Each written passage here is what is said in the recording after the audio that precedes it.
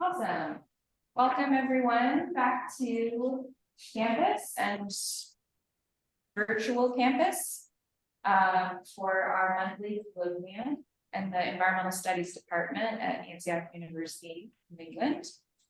This is the colloquium that kicks off our monthly PhD weekend. And to start out, we just have some brief community announcements. I'm going to turn it over to Dr. Jason Rhodes. And then I will fill you in on next month's colloquium. Over to the microphone. Well, first, thank you so much to the panelists for joining. I'm so excited for the talk. Thank you to Michael for organizing. And I want to mention the doctoral students will have a community meeting tomorrow between classes, as we often do. We'll be joined by Dr. Dawn Murray, who can answer questions and share about an opportunity to potentially teach in the bachelor's program with an environmental focus at Antioch. So please join us for updates and to hear more about that. Thank you. Thanks, Jason. All right. So I can't remember if I introduced myself. I'm Julia Gibson. I convened the colloquium series along with the help of many others. And next month we have a great talk from Dr. Kartik Shankar entitled Walking the Tightrope, Balancing Environmental and Human Needs in a Changing World. This talk is going to be focused on reconciling conservation and development in a rapidly changing world as a critical challenge. Dr. Shankar will examine how we can ensure environmental justice and build a broad-based environmental ethic across different sectors of society. And now I'm going to turn it over to Dr. Michael Simpson, who will be introducing our panelists and panel for today. Can we ever reach zero waste, even with the circular economy paradigm? Thank you, Michael. Well, thank you, Julia. Just to let you know, I'm a faculty in Antioch School of the Environment. I will be moderating along with my colleague, Dr. Krista Daniels, who is in attendance in the room with the graduate students and faculty. I'd also would like to welcome our guests from outside the Antioch community. By scanning the participants, we have not only have a number of alumni online, but also practicing professionals in the materials management field. And it looks like from the private, public, and even the NGO sectors. I also see we also have some participants from overseas. So again, welcome. Now, it's my honor to introduce our panel for today. But before I do that, just to tell you it's a timely discussion. In 2007, I think many of you know, the UN marked the point when the urban population on the planet exceeded the rural population. The EU has estimated that worldwide 52 to 55% of the world's population inhabit urban areas of 50,000 people or more. And if you add less urbanized clusters, that's 85% of the world's population. And the UN has said that the rate of migration is growing at a rate of 3 to 5% per year to urban centers. And there's a corresponding waste generation rate doubling every 10 years. So this will not only require expansion of current cities and the institutions that support management of materials flow through them, but it'll also spur the creation of new cities. Some are already in the planning and construction phases. 40 are currently been put in place since 1997. So such construction and the resultant life within these urban environments will require significant materials and energy use. So now more than ever, this is an opportunity to intervene with an urban design representing concepts being discussed today by the panel. So let me begin with Paul Ligon. Paul, Senior Vice President of Sustainable Growth and Chief Revenue Officer of Casella Waste Management, is ranked the 14th largest waste recycling and composting company in the world. Prior to joining Casella, he worked with Waste Management's corporate headquarters on their organic growth division. And prior to that, where I first met Paul, he was a resident at the TELUS Institute in Boston, which is an American arm of the Stockholm Environmental Institute, where he both helped develop the materials tracking and cost computer model known as WastePlan. And he also participated in the first of its kind life cycle analysis of packaging materials, which estimated the health impacts from emissions from extraction of materials through the disposal and recycling phases. And while at residence at Dartmouth Tufts School of Business, he launched Tufts Business Sustainability Initiative. His current work focuses on scaling circular materials management services and solutions. Portia Sinnock, who's our next panelist, is the Executive Director of the Northern California Recycling Association. And she has served for many years as Zero Waste USA's Program Director and Curriculum Developer and Instructor. She is now Zero Waste USA's Development Director. She has been an advocate consultant, taking part in cutting-edge waste management projects in North America and Europe. One such initiative, she led the tool and content development team for managing and transforming waste streams, a tool for communities, which is now housed on the US EPA's website. And she designs and directs on-the-ground waste characterization studies. Most recently, in 2023, that was for Berkeley, California. Finally, Dr. Anne Scheinberg is currently the principal of Spring Loop Cooperative based in the Netherlands, where she serves the goals of promoting energy and materials policies and practices that have a future.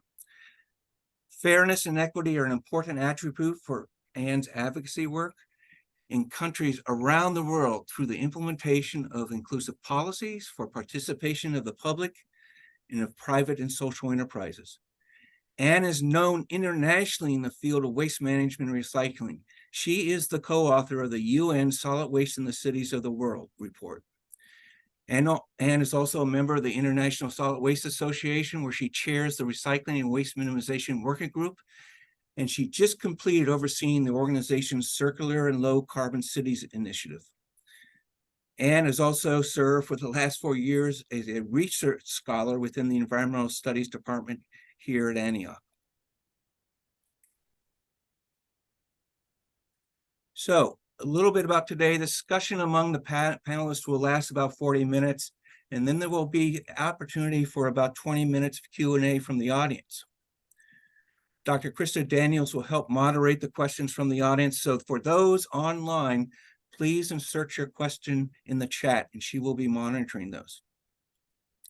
So now, as a foundation to springboard off, I would like to provide a more formal definition of zero waste in a circular economy. Now, zero waste builds upon the solid waste hierarchy, which was an overarching framework for both state and federal policy objectives over the many decades that came before us. Zero waste is a much more expansive approach to prioritization of decisions about materials handling. Zero waste means designing and managing products and processes to systematically avoid and eliminate the volume and toxicity of waste and materials, conserve and recover all resources, and not burn or bury them. Implementing zero waste will eliminate all discharges to land, water, or air that are a threat to planetary, human, animal, or plant health. Now, the circular economy is a system where materials never become a waste and nature is regenerated. In a circular economy, products and materials are kept in circulation through processes like maintenance, reuse, refurbishment, remanufacturing, recycling, and composting. The circular economy tackles climate change and other global challenges like biodiversity loss, waste, and pollution, decoupling economic activity from the consumption of finite resources. Now, this diagram is called the butterfly diagram by the Ellen MacArthur Foundation. The left side is how decomposable cycles through the economy, such as natural textiles, paper and wood products, food and human waste. Ultimately, these materials are returned to the natural systems from which they came. The right side are for materials that are manufactured from the extraction of non-renewable resources. The cycling through the economy minimizes the life of the product, followed by the life of the components of that product, and then eventually the use of materials that make up those components before they are reintroduced for remanufacturing. The overarching goal for each side of this circularity is to maximize usefulness of the life of materials already extracted, so to minimize the overall ecological and environmental footprint. In this regards, multiple strategies to be employed beyond zero waste hierarchy, which utilizes new business models from a sharing economy to one that focuses on providing a service in the marketplace rather than a product itself. Okay, so I'm going to stop sharing. And I'm going to turn it over to the panel. I just want to begin. It seems that what I just read were the more formal definitions of zero waste and circular economy. There are many similarities between these. Can any one of you comment on how they may differ from a practical sense in role as your professional life? So I open it up to any of you. I don't mind to start and say that sometimes I talk about these two paradigms as that zero waste focuses on the processes to make them less of illusions and more of realities for managing waste. And circular economy focuses on making the materials and products less impossible to manage. Okay. Portia, Paul, you want to add anything? I think that's a really powerful distinction that Ann is making. You know, I tend to think of it, circularity is more product oriented and economy oriented. Obviously, that's why we talk about a circular economy, where zero waste is more about how do we prioritize and minimize the impact of waste generating activities, typically through, obviously, the hierarchy that you put up, Michael.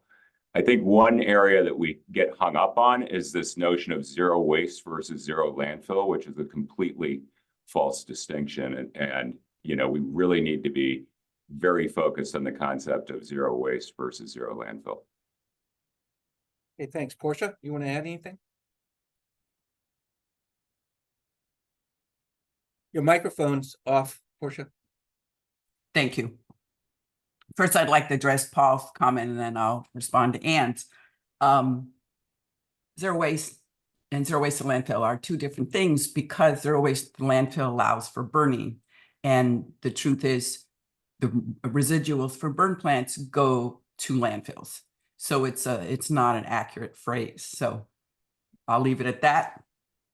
Secondly, the difference between zero waste and circular economy has to do with the process, as Ann said, in the sense that zero waste spends a lot of time on working with stakeholders, so they're enrolled in a project or a process, rather than being told, hey, we made these decisions and you have to live by them.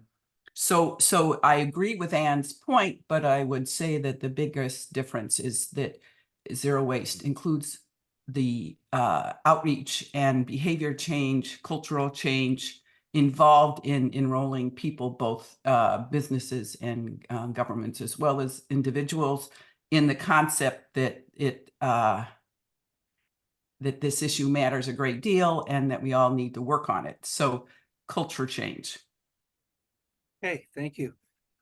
Paul, I'll direct this next one to you first, and then we'll move on. So if one looks at the percentages of materials recycled in the US, it has hovered around 32 to 35% for over a decade.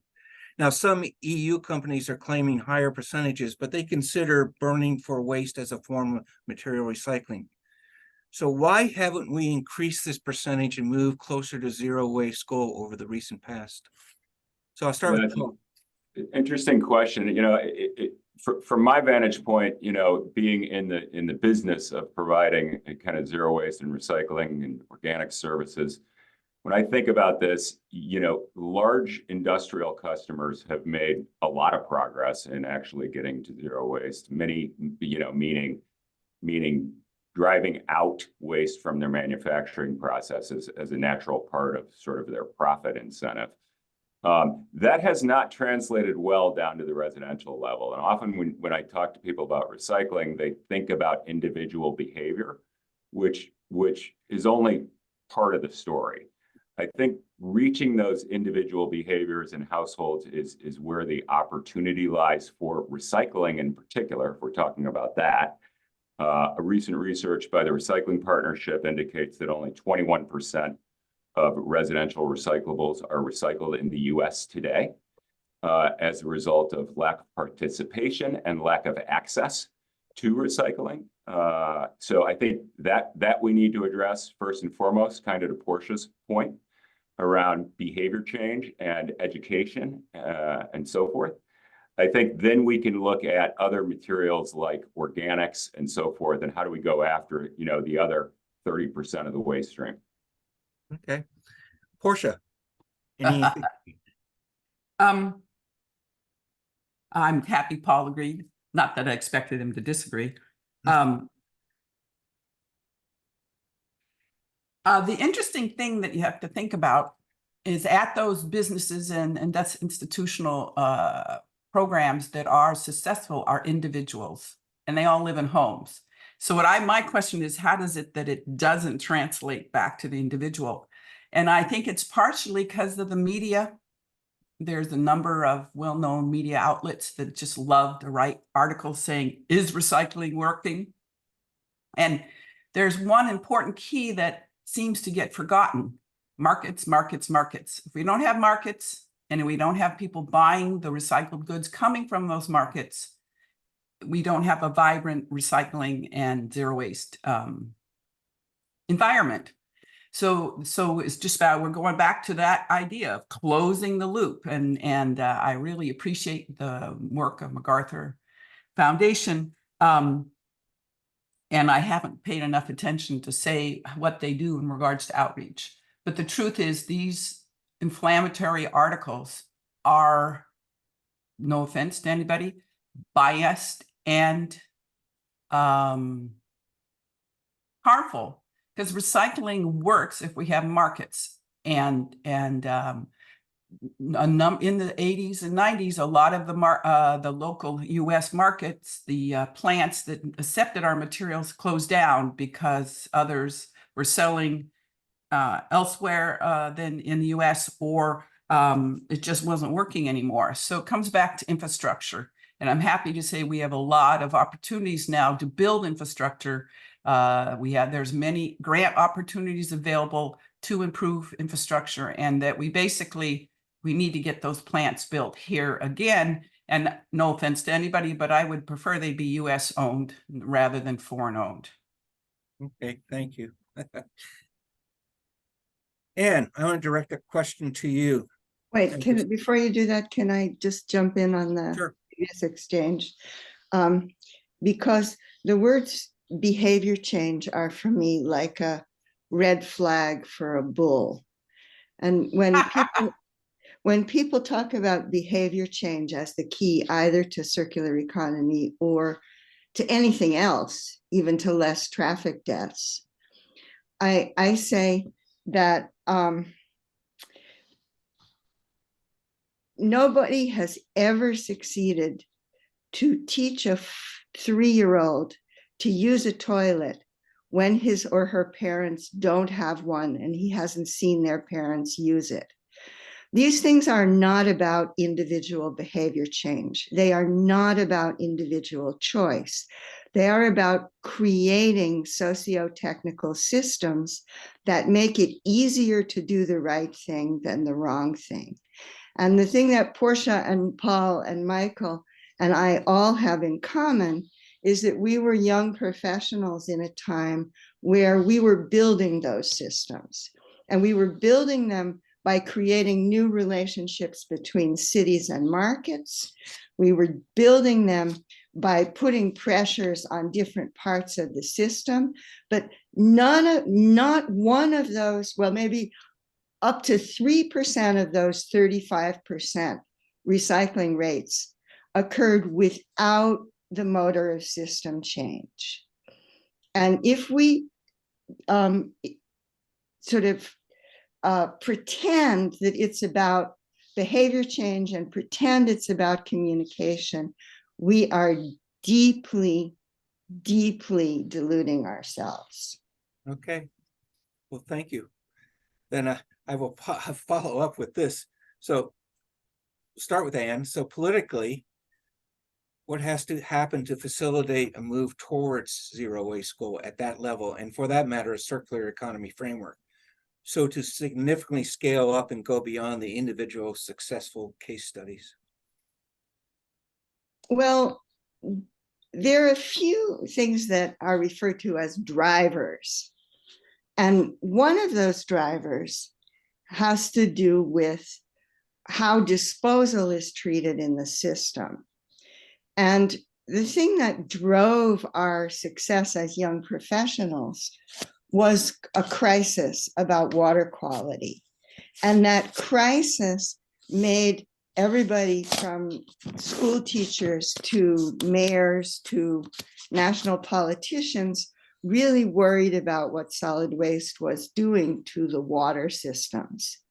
And from a sociological point of view, what I could say is we really need a crisis, or we need a set of crises that mobilize the willingness to change. And I don't see that happening. I haven't seen it happening very much for a few years. And part of the reason that both circular economy and a lot of stuff about climate change remain being sort of talk has to do with the fact that they're trying to get people to do the right thing, and rather than people trying to get politicians to respond to a crisis. Thank you. Would either Portia or Paul want to add to that or detract from it? Well, I agree with her. I do think the zero waste approach, which is one of the things we were talking about, is more focused on this than the standard solid waste planning process. I agree with Anne. Okay. I would say the other thing to be aware of here is that limits our ability to get to zero waste and circularity is that you have a very disconnected set of actors, from point of resource extraction to production to distribution to consumption. All of those actors have different incentives. And so coming up with a policy framework that addresses all of those actors in a way that is economically and environmentally efficient is extremely, extremely challenging, right? So there is absolutely, I'm going to go back and say there absolutely is an element of behavioral change involved here. We can build all the infrastructure we want, but we need to get alignment of incentives across a very disconnected set of actors. Okay, thank you. So Paul, I'll come back at you. There's a concept in what is called capitalization lock-in. That means once a system is designed and capitalized, such as the recycling industry, what chance does the circular economy pass of reuse, refurbish, repair, which all have a smaller ecological and carbon footprint, have in superseding a recycling dominated materials flow? Or let me be candid, a more pessimistic framing is that since waste is big business with stakeholders who don't want to see a reduction of materials flow to disposal, how does one transition to a circular economy? Yeah, great question, Michael. I want to start with the end of your comment that waste is big business. Waste is about under 1% of the global economy. And if you compare the waste business globally to something as simple as oil and gas alone, it's about 25% of the size of that industry alone. So waste isn't as large of a business as resource extraction, production, manufacturing, et cetera. And that's where, frankly, the lion's share of the environmental impacts come from, is in the extraction process. What we need to figure out is how, and this goes to Anne's point, is how to invest in elements of infrastructure that offset that extractive industry. How do we direct investments to this kind of enabling infrastructure? We see many examples of it in my business.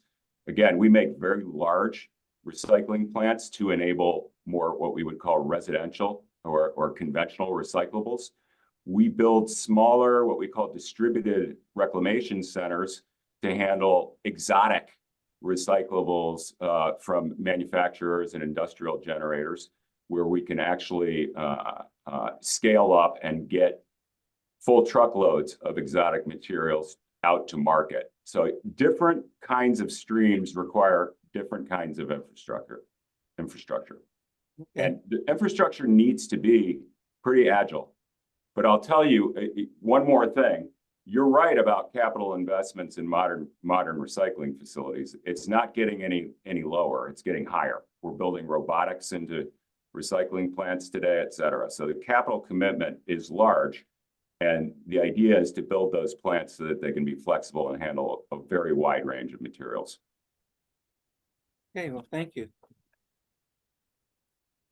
So Portia. At its core, pathway decisions for materials are made by individuals within the context of what is technically feasible, going back to Paul's point.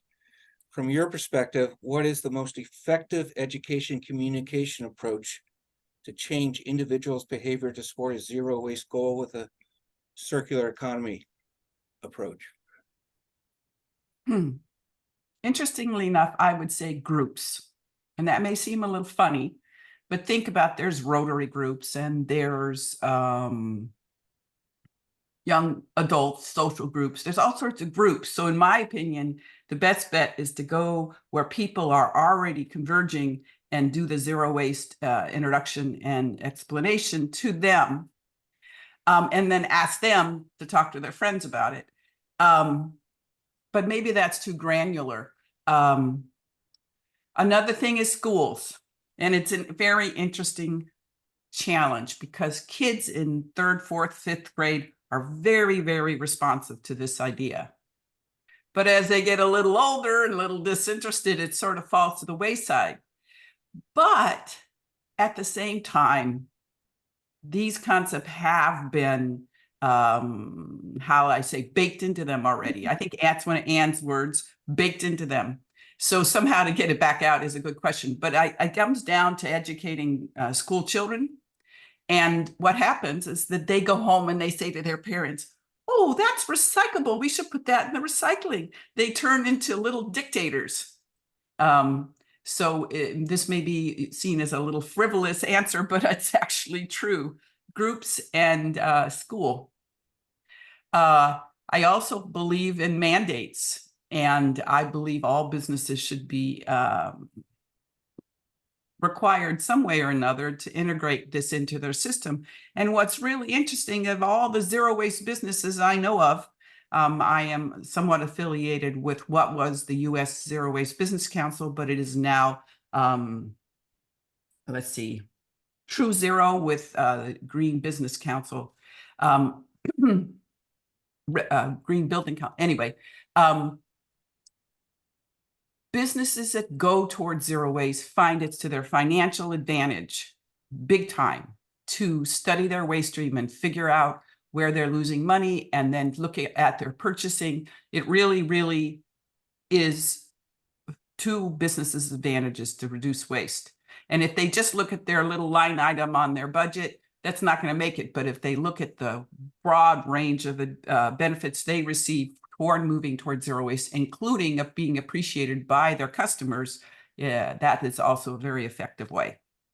Okay. I want to push back a little bit, Portia, and you know, historically, producers of products have often designed obsolescence into the product. Okay, with businesses aim to increase future demand and renewed purchases. So how does one counteract such business models? So one promotes the circularity of products, components, and materials. So you can respond, or Pete, or Paul, or Anne can respond. Well, I'll respond first, and then they can respond if they'd like. It's a very legitimate point. If anybody's ever seen car commercials that promote their zero waste facilities, it's not holistic. It's not across their whole business model. It's just at their facilities. And there is a problem. And this is where, let's say the newer, fancier, flashier circular economy energy helps get business, would help businesses to shift their gears and see that it's to their advantage to do this further. But your point is well taken. IKEA may be a low generator of waste at their facilities, but then people walk out with bags of hundreds of little candles and furniture that falls apart. No offense, IKEA.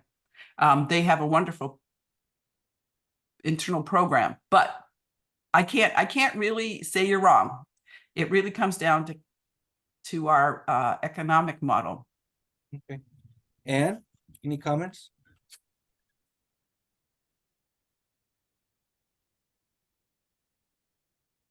You turned off your microphone. Oh, you didn't turn it off? Right, okay, I can unmute myself now. This is an interesting line, but I think there is a bias behind everything that's being said. And that bias is that if we want zero waste, or if we want a circular economy, or if we want IKEA to do things differently, we have to do that. One of the things that I think about when I talk about the circular economy is how we're losing shoemakers in our cities. How we're losing a great many circular businesses in the private sector because the public sector isn't paying attention to them as part of the solution. And so that's one thing I want to put on the table. It's a kind of a, if it ain't broke, don't fix it advice. I want to say there's some very innovative things that some of my ISWA colleagues have done. There's a consultant named Jane Gilbert in the UK, and she has just done a project working with the UK version of eBay and the insurers of automobile accidents, where she has created a certification system for secondhand parts. And so that the insurers aren't insisting on new parts in order to be able to pay for insurance repairs. That's a really good example of building on the existing circularity that's available in the private sector. And in the US, there's a certain amount of recognition of this. One of the sort of dynamics in the European Union, which has a very good image for recycling, is that one of the things that they do is they cut off a lot of paths that go to the private sector, either the private sector domestically or the private sector via export, and want to reinvent all those circular processes. And my observation is that if it doesn't exist, maybe it shouldn't exist. And reinventing a circular process is not as smart as finding one that serves your needs and cooperating with them. Okay, well, thank you. Paul, you want to add anything? Yeah, I love that last comment that Anne made. I think it's super insightful. Some of the most sophisticated industries out there are now getting into a mode where they want their packaging or product back. And they're building the infrastructure to do that right now. They're really changing the game. For example, we're working with a large biomedical company where we started with their manufacturing and distribution facilities, and just the way Portia said, drove waste out of those systems. We're handling over 100 different commodities out of their manufacturing facilities today across 29 facilities in North America. They now want to go downstream to hospitals and get their product back post-consumption. And get that product back so that they can reintroduce it into new product. I think we're going to see more and more of that, particularly if we see carbon markets come to be and so forth. I think if people get the right incentives, they will do the right thing. Okay. So there's a policy that makes producers, and this is much more so right now in Europe than here, responsible for tracking whatever they produce and making sure that it's not disposed but recovered. It's known as EPR. You know, how successful do you think that approach is to mandating on the private sector? And we'll start with Anne, since the EU does have policies for the EU on this. Thank you. I'm EPR is one of those things that, in my opinion, the closer you get to it, the less fresh it smells. Because one of the things that happens when you give producers responsibility for things is that, talking about system change, they design systems to work the way they want them to. And often that means in EPR that producers pay other people to get rid of their problems. So they don't necessarily end up taking back bottles or cans in such a way that they feel like they have to make them refillable, or they don't necessarily agree to actually do anything. Michelle, how do I change the, are you in the middle of something? Who's recording? Who is that? That was Libby McCann. I don't know. Oh, okay. Solved. Go ahead, Anne. Okay. EPR works pretty well for some things like automobile tires or even automobiles, and for large durable goods. It hasn't been booking very much measurable success for really hard to dispose of materials like multi-layer packaging. And partly people think that's because the producers are in charge and therefore nobody's putting pressure on them to solve the problems as long as they pay for the disposal of their materials. And a great many of those disposal agreements depend on incineration. Okay, thank you. So back to you, Portia, since you had mentioned that mandates are important, would this be one of the mandates you'd want to impose? I don't subscribe to extended producer responsibility programs that are non-transparent. There's a difference between extended producer responsibility and holding the producers responsible. For example, I'm totally against extended producer responsibility programs for recycling materials that work. I don't think we need it, and one could say the 35% recycling rate across the country suggests that recycling isn't working, but actually it's a matter of markets. That the programs on the East and West Coast do well. There's a more vibrant market, partially because there's some exporting internationally, but also internally. But in the middle of the country, there's a lot of work that needs to be done. So it's markets, markets, markets, not extended producer responsibility. I agree with Anne, and we have sort of, let's just say, we need the producers to step up and be responsible without with transparency. Okay. And in California, we have quite a bit of extended producer responsibility for hard recycled materials like paint and batteries, mattresses. I admit that I would rather we just had a vibrant recycling system for those materials, but extended producer responsibility is working and has been replicated to a number of other states. But it's highly managed by the state, and there's a great deal of reporting, and that's very, very important. And there have been a lot of bumps along the road, but it is happening. Okay, well, thank you. Paul, you want to? I would love to, Michael. You know, I think the first thing we need to acknowledge based on, and this goes to Anne and Portia's comments, is that most producers aren't, their core competence is not recycling, reuse, recovery, et cetera. They're not in that business. And when they try to back into it, it often becomes a very, very expensive undertaking. That we know for sure.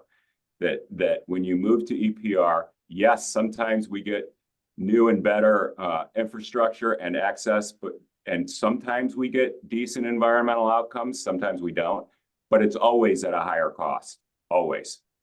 And that's because of all of the data requirements and backing into existing systems that actually work and replicating those systems, as Portia said. So there is definitely an interesting kind of economic aspect to EPR that we really need to think about and figure out. I would also just agree 100% with Portia that sometimes we make the mistake of entering into EPRs without strong markets for commodities, right? And that's just a fool's errand, right? If we don't have strong markets for commodities, why are we putting EPR around it? What we should be doing is we should encourage producers to design for recycling and reuse, have minimum content standards, have producers phase out problematic materials where we can do that, have EPR on very hard to handle materials. But I just am in wholehearted agreement with Portia and Ann on this. Okay, well, thank you. Could I add one little thing? Sure. Also, we need to set it up so that people can repair items. And this is a big challenge. And I believe in California, we now have a right to repair legislation and program and development. And there will be one. There are a number in other states. I don't have the statistics, but we do need to make things, redesign things, have minimum content, phase out problem materials, but also design it for repair. Okay, thank you. I guess I want to start with Paul on this one. I was thinking, with the recent development of technological approaches in the industry, as well as possibly even AI now, how would this help move us to a circular economy footing? So a couple things. Let's start with hardware, right? We talked about robotics in MRFs, for example, all kinds of different technology that we're deploying in, MRF is a recycling facility for those not in the industry. You got to call me out on my jargon here, Michael. So there's increasing technology in the infrastructure that we're building, whether that's a collection vehicle, the logistics that move that vehicle around, that get it from point A to point B in the most efficient and lowest emission kind of way, all the way through to, harvesting out reparables, recyclables, reclaimables, et cetera. So there's kind of a hardware play there. I think the AI thing is really interesting from the standpoint of not only the way that we service our customers and organizations and understand material flow through our consumption activities and through our households or our businesses, et cetera. I think it gets interesting when you get into life cycle analysis, which is one of the most complicated bits of research that you can do. I think we all aspire to, quote, life cycle analysis, minimizing the impact of the materials that we use from an environmental standpoint, all the way from resource extraction, all the way through to disposal. That is a very, very complicated undertaking, as we know, Michael, from our past at TELUS.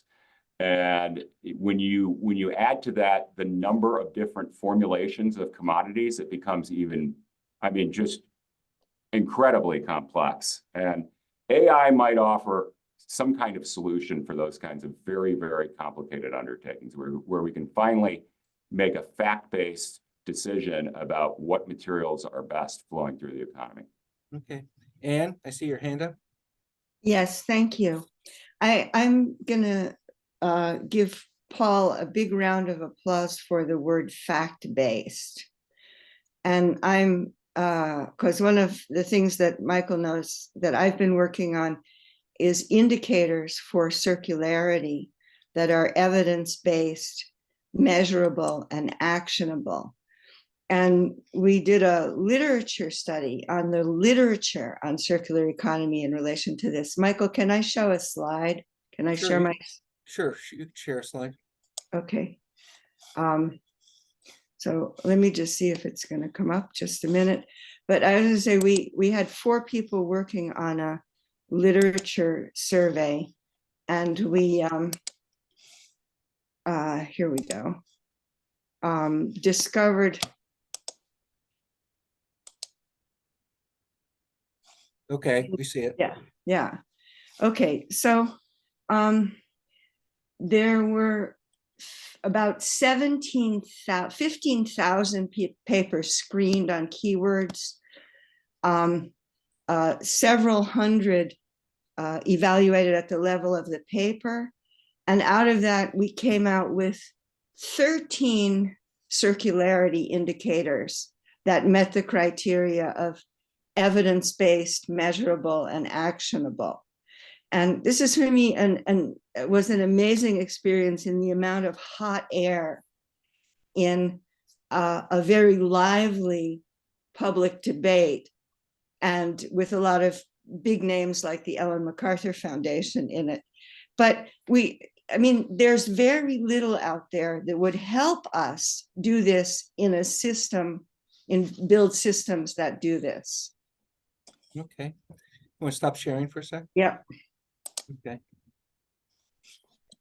Any other comments? Portia, you have any comments? I applaud this work and I look forward to getting more familiar with it. Your original question was about AI. Well, it's about any technological issues we can use to possibly enhance circular economy, not just AI, but AI is the new thing on the block. Well, we can talk about robotics. I think there's a lot of future there, but the ones I've seen are kind of slow, the ones that are sorting materials. But I'd like to just to say an anecdote that I was recently on a team of people applying with the California's Cal Recycle department to do a zero waste plan for California. And I was surprised, very surprised to see that it was awarded to a business that I'm not familiar with. I don't even know how to say the name right, Accenture or something like that. Used to be part of Arthur Andersen. And they are leading that they're a AI company. And it just kind of blew me away to realize that what an advantage a firm, whether it's a large billion-dollar one like this one or a small team of zero waste professionals, could really take it to another level utilizing AI, and including this wonderful report that Ann did. AI could probably do it in an afternoon once we got used to how to make it work. But it made me realize that this is going to change our industry in a major way. And I hadn't thought about that, but let's just say it may be good that I'm close to retirement age because I don't really want to learn to deal with it, frankly. Okay. So why don't we close down the panel at this moment? It looks like we have a lot of questions. So I want to turn it over to Krista to field questions. Well, I was invited to show the EPA Transforming Waste website. Can I show that real quick first? Sure. Right. Okay. So for those that don't know, though he did mention it in the introduction, I was led a team of people who provide content and tools for this website. And the reason I'm bringing it up now is that for jurisdictions in particular, but also for advocates and people working on these subjects in their community, that a lot of desire is for case studies and ideas on how to move forward. So I want to just introduce this website real quick. There's 50 websites, quite a few case studies for people to read. They're designed to be short and easy to read, but there's also a tool that you can even download that allows you to look up community initiatives in a manner that suits your needs. For example, if you're looking to build a compost facility or you want to do outreach on reuse, you can go into this spreadsheet and click on a number of variables and have things come up that suggest ways in which you can do initiatives in your community. And this photograph here shows that where we got the initiatives from. This was made in 2014, but it's still a very robust website, and it is updated pretty regularly. So I just want to point this out. I encourage you to look it up on the EPA website. Thank Okay. you. Well, thank you. Krista, I want to turn it over to you for questions. Video and audio. Perfect. All right, Michael, I'm going to start with the folks in the room because we have a nice detailed chat that we can always come back to if we run out of time and post some answers. So I'm just going to start in the room with folks here in case there were any questions, and I will repeat it if you have a question, or I will put it in the chat for any of the panelists. Any questions before I move to the chat? And if one comes up, just raise your hand and I'll come back to the room. Perfect. Okay, so I'm going to start with some of the ones in the chat. There's lots of comments that are really great. A few of them aren't posed as questions. So if you did put in a comment and had a question based on that, rephrase it and I'll make sure I get to it. The first question I see in the chat is, Paul, you had mentioned something about organic waste programs would probably come after we improve residential recycling uptake. Do you feel this way about industrial organics as well? Like, for example, grocery store food waste? Or is this just in the context of individual actions? It's a great question, and absolutely. I would actually say that we've made more progress on large industrial food and organic streams because, frankly, they're easier to collect. They're generally cleaner pre-consumer, and there are better markets for those materials. So we handle a lot of industrial food, and even there's a growing number of decasing, depackaging infrastructure coming online to take food and organic products and separate it from the recyclable packaging that it's in and recover both of those streams. So I think that distinction is really important. I noted it up top as well. I think it's important to say that, well over half of quote unquote waste is generated by large organizations, industrial manufacturers, colleges, universities, you name it. The other half is, or less, is generated by individual households. Very, very different opportunities in those segments. It's often much more cost effective from a collection and processing standpoint to go after those pre-consumer streams. Thank you. And this question might be more for Anne with your international work, but I think anybody in the panel could probably attack this one. We had a question about how do our actions in affluent countries impact the economies in other countries, where urban waste is essential for the livelihood of trash pickers in slums near landfills. Thanks. Those of you who know me know that this is one of my favorite questions and one of my favorite topics. And there's a lot of levels to it. One is, I've been in 80 countries, and in most of them I've been on the landfill. And one of the things that you learn is that dump picking is one of the fastest and surest ways for families to get themselves generationally out of poverty. It's very good business, and it's really horrible work, but often I meet 3 generations of people of a family working on a dump site, but seldom 4, because the 4th generation has made it through school, has gone to university, and has a profession and is supporting the family. That's one level. The problem with dump sites and the advantage of dump sites is that they provide a right place for the waste. And if there's no right place for the waste, even if it's a horrible place, all waste goes to a wrong place. And today there's a lot of attention on wrong places being water, wrong places being the ocean. So you need to have dump sites, but the kind of landfills that Paul's boss and Michael and others of us worked on creating in the 1980s sanitary landfills. They cost a minimum of $50 to $60 to $100 per ton to operate.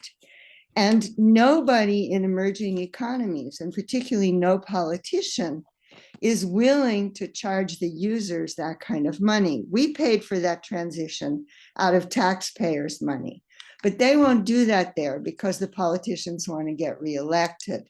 So dump sites are a fact of life, and it's a big question whether you want to close them, and that means dispersing waste all over the land, or whether you want to upgrade them, and that means they're going to have to be paid for in some unpredictable way.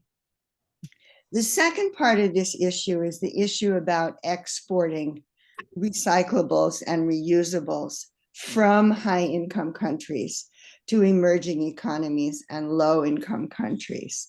And that's a much more complicated issue, and there's a lot of geopolitical bias in it. And there's also, my organization is a member of a very small group called Fair Trade Recycling, which is working on decriminalizing the idea of exporting recyclables or exporting used laptops for refurbishing. So these are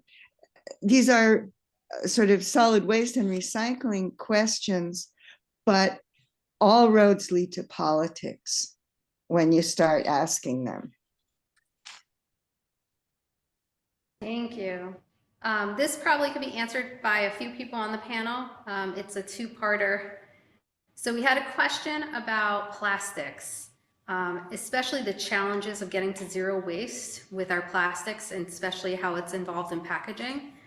And on that note, some folks think that based on the crisis we're facing, has plastics risen to that level of crisis yet with some of the news media articles we're seeing with the ocean, etc.? So challenges for recycling or reusing plastics, and do we feel it's at the crisis level yet for the public?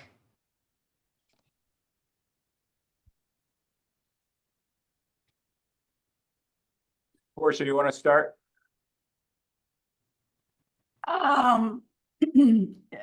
Yes, it's definitely a crisis. The wheels of government are moving slowly. The concept of, for example, of a plastic bottle that could be having the lid leashed has taken a long, long time. I believe it's happening in Europe. I've seen it in Europe, but here it was proposed 10 years ago, 15 years ago, and it's still not happening. I don't feel I can give you an articulate answer further than that at the moment, so I'll just pass it to Paul. I think that it depends, right? It depends on the kind of plastic you're talking about. There are some resins that are highly, highly recyclable and can be recycled limitlessly, like PET, HDPE, polypropylene, etc. And then there are other blends that are much, much more difficult to recycle. So I think it's highly dependent on the kind. One thing that worries me a little bit about the crisis of plastics recycling is that there's a contingent of folks out there, and this goes back to the media point that I think Portia or Ann made earlier.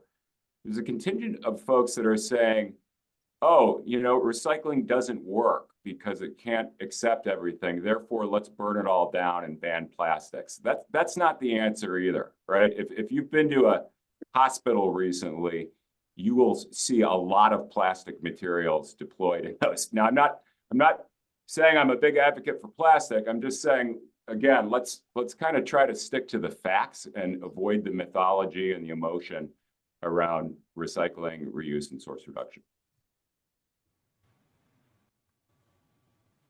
There's another thing about that that's also that people in low and middle income countries don't necessarily want to use less plastics for a number of reasons. And I sometimes get very uncomfortable with the geopolitics of these discussions. And even when Portia says, we have to do this, I have a little bit of a feeling of, okay, but who are we? What do we mean by we? Are we talking about the global north setting standards that, and so this is not really an answer. It's more a sort of a reflection that there's an awful lot of geopolitics, even in this colloquium. And